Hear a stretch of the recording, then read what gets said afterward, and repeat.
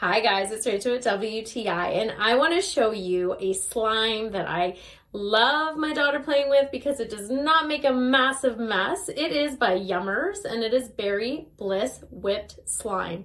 So this does come in a bunch of different scents, colors as well. This one here is cool. It is strawberry. It smells delicious, and the texture is great. It is not really sticky tacky that it's gonna get all liquidy and into things. It is like a nice fluffy slime that you can pull, you can twist, you can make fart noises in the jar if you want to.